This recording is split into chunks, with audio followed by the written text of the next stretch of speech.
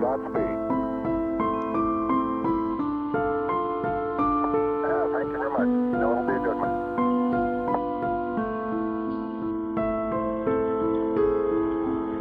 Minutes, 25 seconds and counting. We'll still go at this time. We'll be coming up in the automatic sequence. Still about 10 or 15 seconds from this time. All still go at this time. You want to take time and repeat this. Thank you very much. We know it will be a big plus.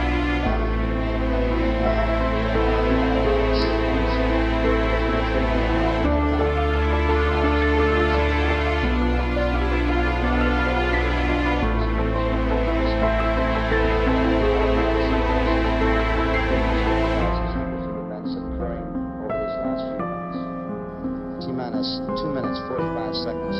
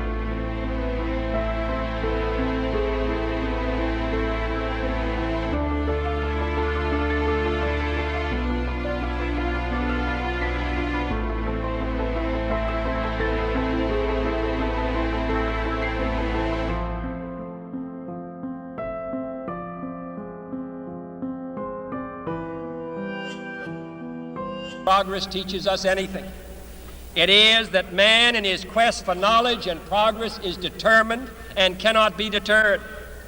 The exploration of space will go ahead, whether we join in it or not. And it is one of the great adventures of all time. And no nation which expects to be the leader of other nations can expect to stay behind in this race for space. Those who came before us made certain that this country rode the first waves of the Industrial Revolution, the first waves of modern invention, and the first wave of nuclear power. And this generation does not intend to founder in the backwash of the coming age of space. We mean to be a part of it. We mean to lead it.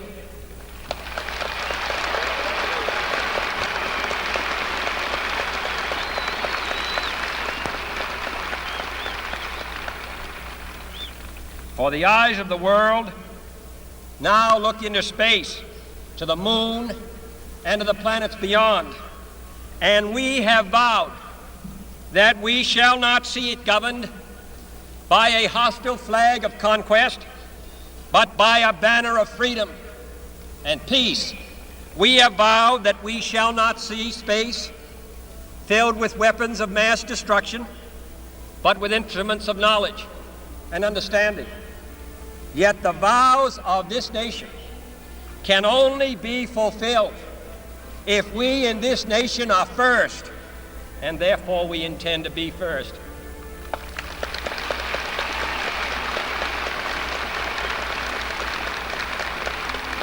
In short, our leadership in science and industry, our hopes for peace and security, our obligations to ourselves as well as others, all require us to make this effort, to solve these mysteries, to solve them for the good of all men, and to become the world's leading spacefaring nation. We set sail on this new sea because there is new knowledge to be gained, and new rights to be won, and they must be won and used for the progress of all people. For space science, like nuclear science and all technology, has no conscience of its own. Whether it will become a force for good or ill depends on man. And only if the United States occupies a position of preeminence can we help decide whether this new ocean will be a sea of peace or a new terrifying theater of war. I do not.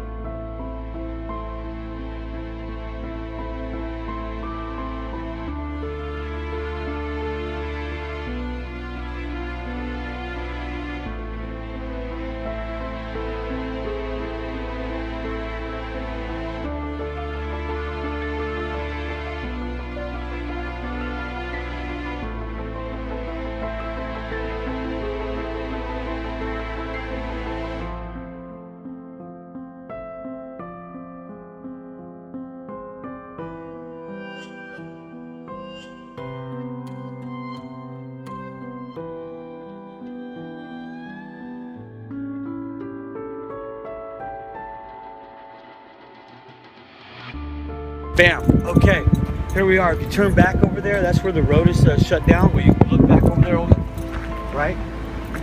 And that's where now we're trying to, I guess, figure out why this road is actually shut down, right? So we're coming up to this barricade past Deer Creek, right? And our concerns, I guess, or our camp's concerns are how long this road has been down for. Some apparent mudslide from the last rain, but I'm not so sure that mudslide was that intense.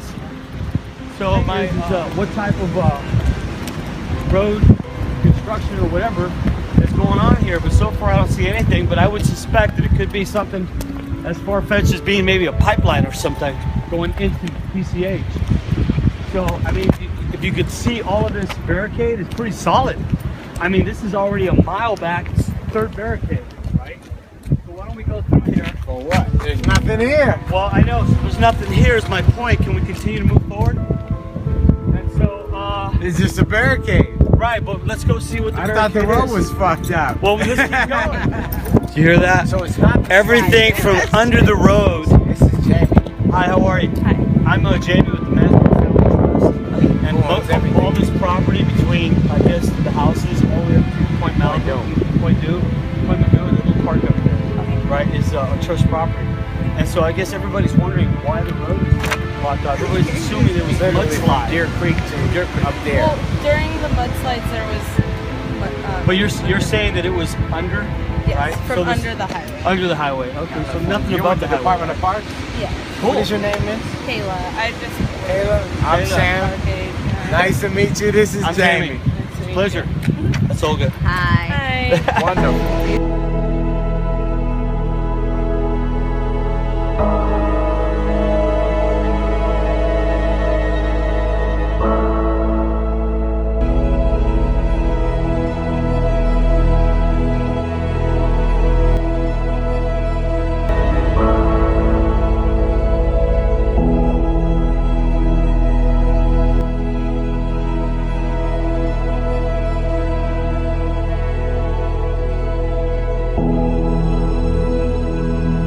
T-3, we are go with all elements of the mission at this time.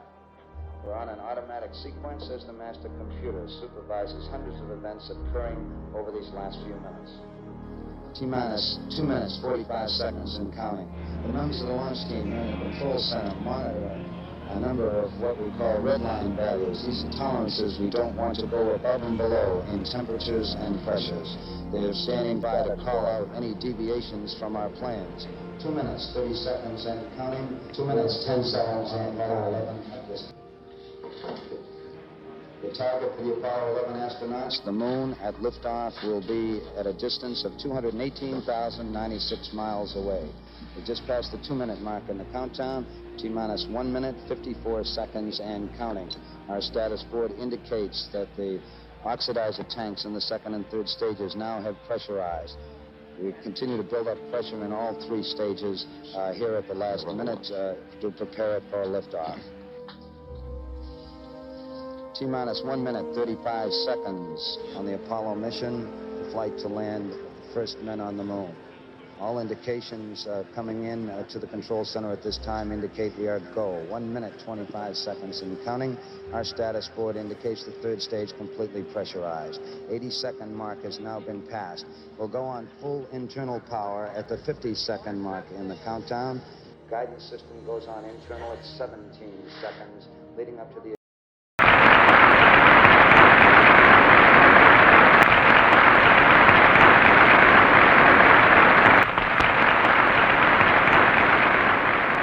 These are extraordinary times, and we face an extraordinary challenge. Our strength, as well as our convictions, have imposed upon this nation the role of leader in freedom's cause. Finally, if we are to win the battle that is now going on around the world between freedom and tyranny, the dramatic achievements in space which occurred in recent weeks should have made clear to us all, as did the Sputnik in 1957, the impact of this adventure on the minds of men everywhere who are attempting to make a determination of which road they should take. Since early in my term, our efforts in space have been under review. With the advice of the Vice President, who is Chairman of the National Space Council, we have examined where we are strong and where we are not, where we may succeed and where we may not. Now it is time to take longer strides. And the 2 men who in later years would steal his crown, Richard Milhous Nixon and George Herbert Walker Bush, smiled from the sidewalk as they exchanged winks with Jack Crichton. There was no way Kennedy could escape now. The Texas oilmen, mafia dons, merchant bankers and military industrialists had assembled the all-time dream team of professional killers. They were there to make absolutely certain their king died, and the 2 men who in later years would steal his crown, Richard Milhous Nixon and George Herbert Walker Bush, smiled from the sidewalk as they exchanged winks with Jack Crichton. There was no way Kennedy could escape now. Neil Armstrong just reported back. It's been a real smooth countdown. We passed the 50-second mark. Power transfer is complete. We're on internal power with the launch vehicle at this time. 40 seconds away from the Apollo 11 liftoff. All the second stage tanks now pressurized. 35 seconds and counting. We are still go with Apollo 11. 30 seconds and counting. Astronauts report it feels good. T-minus 25 seconds. We have been given the scientific knowledge, the technical ability, and the materials to pursue the exploration of the universe. To ignore these great resources would be a corruption of a God-given ability.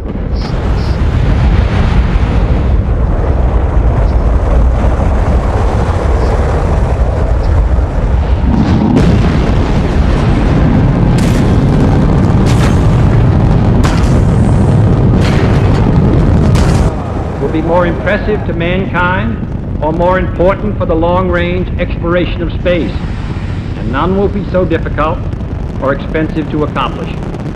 We propose to accelerate the development of the appropriate lunar spacecraft. We propose to develop alternate liquid and solid fuel boosters, much larger than any now being developed, until certain which is superior. We propose additional funds for other engine development and for unmanned exploration, explorations which are particularly important for one purpose which this nation will never overlook, the survival of the man who first makes this daring flight. But in a very real sense, it will not be one man going to the moon. We make this judgment affirmatively. It will be an entire nation, for all of us must work to put him there. The Nazi shadow government of the United States had faced a blackmail threat and the possibility that their complicity in the murder of President Kennedy might become public knowledge. Their response was to bring down a civilian airliner onto a residential district. They covered it up by having FBI agents on the ground seek out and remove all incriminating documents from the dead bodies found in the wreckage.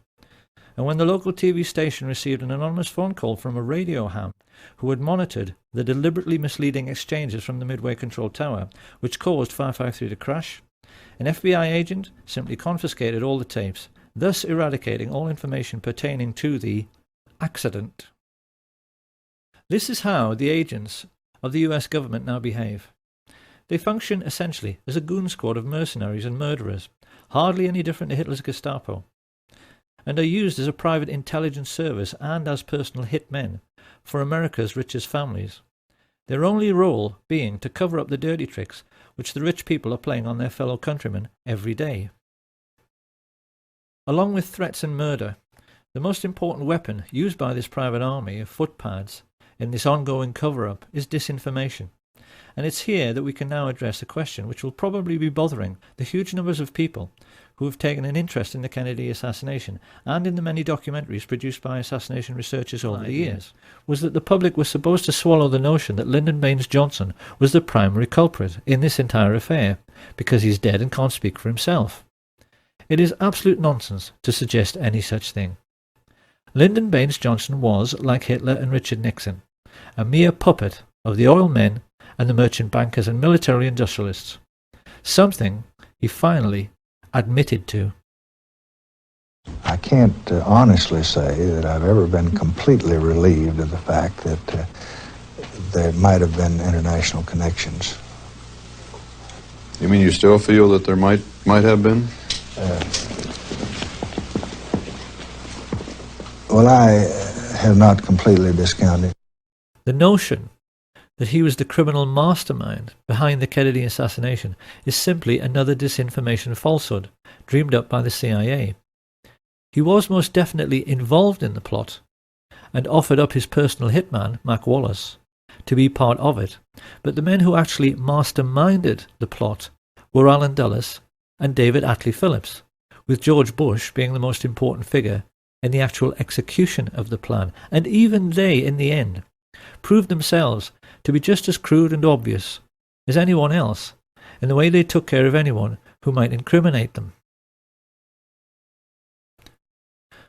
On the 22nd of February 1967, Eladio Del Valle and David Ferry were both murdered within minutes of each other, when it seemed they might give information to the Jim Garrison investigation. Charles Boyd Harrelson and Milwaukee Phil Aldericio suffered convenient early deaths in jail, and having been ordered to testify before the House Select Committee on Assassinations, both Charles Nicoletti and George de Mohrenschildt were shot dead at the same time on the 29th of March 1977. Having been scheduled to testify before the same committee, Johnny Roselli met a similar fate. His body was found floating in an oil drum in Dumbfounding Bay, Miami, just after Malcolm Wallace was murdered in exactly the same way as Lee Bowers. On a stretch of empty American highway, his car was forced off the road, then CIA agents smashed his head into the steering wheel until he died, to make it appear like a single-car accident. Not long afterwards, Sam Giancana was shot in the back of the head while cooking sausages, and his spy inside the Chicago police force, Richard Kane, was blasted to death with a sawn-off shotgun in Rose's sandwich shop on the 19th of December, 1973. Absolute proof that George H.W. Bush was the most important figure behind these grisly murders and the Kennedy assassination. The extraordinary lengths America's rulers have gone to in order to hide the truth about the Kennedy assassination. America's oligarchs grossly underestimated the courage and skill of those who tried to uncover the truth about the Kennedy killing, none more so than the brilliant and tenacious Mark Lane. By the mid-1960s, his film Rush to Judgment had left the country in no doubt that they had been multiple gunmen acting together in some sort of conspiracy. Once he had proved this beyond any doubt, the only question remaining was, how big was the conspiracy? So it came as no surprise when polls started showing that 9 out of 10 Americans believed it had to be the CIA. This internal memorandum reveals just how nervous the agency was about this development. It spells out in no uncertain terms the concern spreading in the corridors of power, and the urgent need to rectify this situation through the use of assets in the media. This great image problem led America's Nazis into initiating Operation Mockingbird, an ongoing policy of using the colossal wealth they were now amassing from drugs and weapons sales to buy up as many TV and film companies, newspapers, and local and national radio stations as they could lay their hands on, to the point where by the 1970s they were proudly boasting that everyone of any significance in the media is CIA. Do you have any people being paid by the CIA who are contributing to a major circulation American journal? We do have people who submit pieces to two American journals. Do you have any people paid by the CIA who are working for television networks? This, I think, gets into the kind of getting into the details, Mr. Chairman, that I'd like to get into in executive session. Virtually every well-known journalist, newspaper editor, and television presenter became a secret CIA agent, as did many entertainers and film stars. The question now was how best to use trusted public figures like Walter Cronkite. And this was how the first investigative documentaries about the Kennedy assassination came to be made. It will come as a terrific shock to those who have sought truth and solace. This is how military recruits are now controlled. And the mafia military exert a similar hold over all career politicians. At some time on the way up, they are manoeuvred into a compromising position, usually through the use of two-way mirrors in a brothel. And once the mafia military have got something on them, the career politicians, judges, senior police officers and media moguls face a stark choice. Either take your payoff, which is usually worth millions of dollars, or go to jail for life for your misdemeanor. It is with these kinds of tactics, first used by Sam Giancana in the 1930s, that what are now known as the 5 mafia families of the New York metropolitan area, the Genovese, Gambino, Lucchese, Colombo and the Bonanno, control all politics in the United States, and through their business arrangements with the five-star generals and CIA, control all cocaine and heroin trafficking throughout the entire world. After the dust had settled on the Kennedy assassination, Sam Giancana explained to his younger brother that the mob and the CIA had taken care of JFK together because they were essentially two sides of the same coin. In the last 50 years, that relationship between these two secret societies has become even closer, to the point where they are now indistinguishable. The people who live in the third world are so well aware of what is really going on, they have come to call the CIA the cocaine importing agency. The World Wide Web now abounds with proof to back this up. And although many people were skeptical at first about Kay Griggs, in recent times her most sensational claims have been fully endorsed by the FBI chief Ted Gunderson, who gave several interviews in support. This cult was involved in distributing drugs up and down the East Coast, drugs that were being flown in from Southeast Asia in military and planes. The operation was by the certain Army personnel and also CIA. She told me that there were generals involved in the drug operation, there were police officers, and at least 2 attorneys in the Fayetteville, North Carolina area. The path that this led me down is mind-boggling. Over the last 23, 24 years, I have developed so much information about the situation as it exists in our great country and gone public with it as much as possible, and yet I am being ignored. What is basically happening is that the United States military use Air Force bases in Europe to connect with the third world, particularly Pakistan and Afghanistan, where the poppy fields are cultivated. This is the real reason for the conflict in Afghanistan. It's to protect the record harvests of heroin which almost ended when the Taliban took power. But they don't tell the soldiers this, and it's a truth you'll never hear on NBC or BBC. Having brought the refined cocaine and heroin into Europe and the United States, it is then passed on to the mafia for sale at street level, sometimes by police officers in uniform. It's an arrangement which nets the generals and the mafia chiefs billions, and the fact that someone of Ted Gunderson's credibility was completely ignored when he went public with this information underlines the fact that our entire mainstream media, as well as the entire justice system, has been bought off.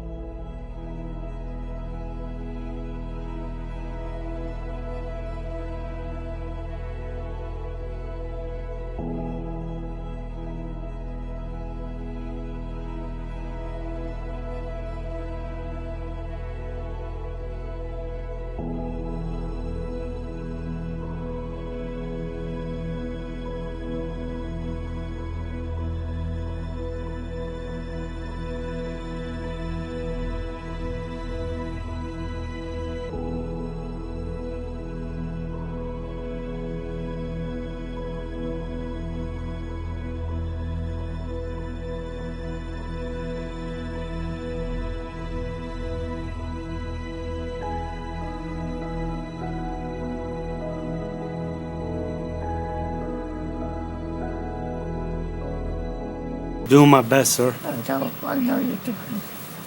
I really know that. I always tell you you're doing your best. I never. I'm sorry, it's coming down. It's coming down hard on me because Linda was alone.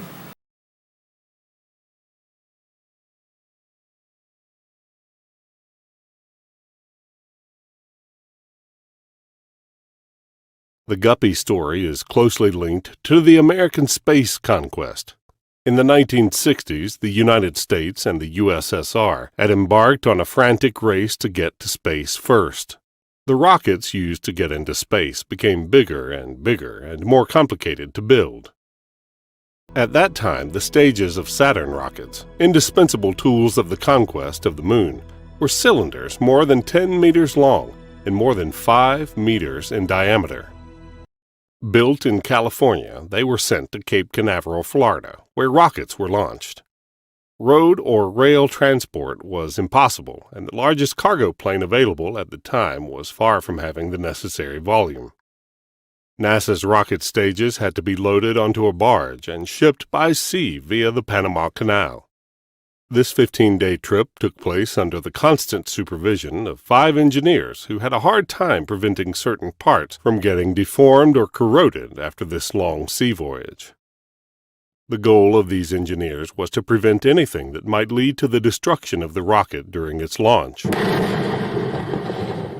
Jack Conroy, a former U.S. Air Force pilot, and Lee Mansdorf, a broker buying and selling airplanes whose airlines no longer had utility, quickly realized that NASA would need a new type of aircraft to carry its rockets.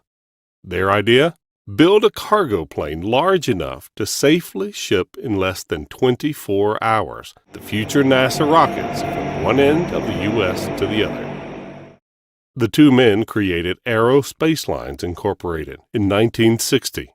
At that time, the airlines were getting rid of their old Boeing 377 Stratocruiser, which became obsolete by the arrival of much more powerful jet aircraft, such as the Boeing 707. The Boeing 377 was a poorly designed, very complex, and expensive aircraft. It would experience several serious accidents during its short career. At first glance, it did not seem to be the ideal aircraft to carry the fragile NASA rockets. But Jack Conroy and Lee Mansdorf still decided to use the base of a former Pan Am Boeing 377 for the production of their future aircraft. This choice was probably motivated by the fact that Lee Mansdorf had previously purchased a substantial stock of B-377s as part of his aircraft brokerage business. The first pregnant guppy came out of the Aerospace Lines workshops in 1962.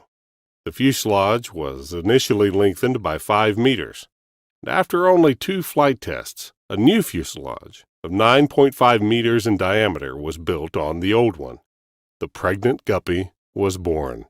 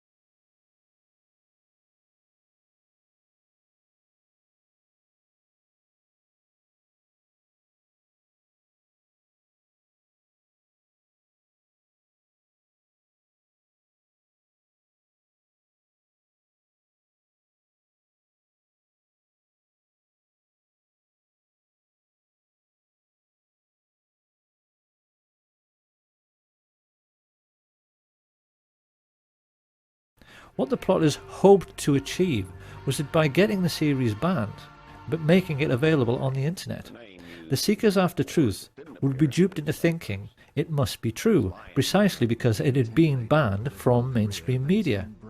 It's a double bluff. It is quite possible, after all of this ludicrous skullduggery, that even the CIA themselves couldn't remember what purpose it was all supposed to serve.